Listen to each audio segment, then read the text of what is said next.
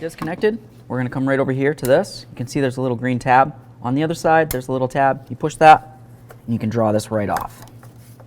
At this point, we're going to move along to loosening this clamp, and then this one right here, using an 8mm or a flathead.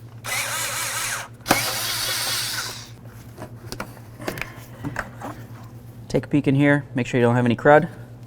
Looks good. So now we have a clear view of the coils. You can just go down the line and start disconnecting them by squeezing this little tab and then drawing this up. Now I'm going to use a 7mm swivel. I'm going to take out the mounting bolt. It's hard to get it on there and stay. That bolt out of there. Grab your coil, lift straight up. Make sure it comes with all the boot. Now that we have that out, just take a peek at the boot. Make sure it isn't torn and missing a piece and it's down inside there. If it looks good, you can continue. Before you remove your spark plug, it's important to make sure you blow a little bit of air down in there to get out any crud that might be hiding out.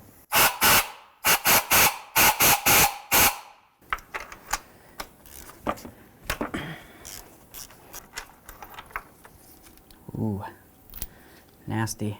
Before you go ahead and install your new spark plugs, make sure you check the gap on them. You want to do that very delicately. Just bring it right around and make sure you're at approximately 0.052. This looks great. Let's get ready for an install. You're going to start this in by hand. You definitely don't want to have it on your ratchet yet, and you want to just feel for it. Make sure it's definitely threading in perfectly. If it feels like it's nice and tight before you even turn a couple threads, more than likely it's cross-threaded, and that's going to be a major issue. Okay, that just bottomed out right there. I'm going to stop. Now we're going to torque this to 11 foot-pounds. So I've got the coil here. As you can tell, it's not in the best condition, so we're just going to go ahead and replace them all with these high-performance ones. It doesn't matter if you're replacing them or you're not. If you're reusing the old ones, it's going to be the same installation procedure. Grab that coil.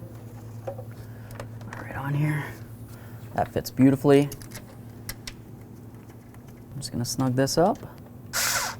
These coils, you want them to be nice and tight so that they can't spin around. If it moves a little bit like this, that's okay. I'm just going to give it just a teeny bit more. But that's it. Last thing I want to do is break this bolt off. I'm going to go ahead and get this attached. Make sure that it's locked in. That feels good. Now I'm going to do the same to all 8 cylinders. Let's get this air intake back on.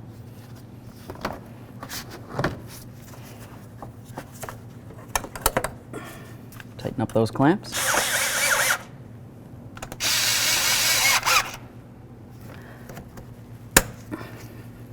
Nice. So now it's going to be time to try starting the vehicle. When we do that, we want to pay special attention to up here and make sure nothing funny happens. If you see any check engine light, which would be located right up here, we know we're going to turn it right off and check to see what's going on. It's going to run a little rough at first, and then it'll smoothen out. I'm looking up here. I see nothing, an exception of just it telling me that I'm not buckled up.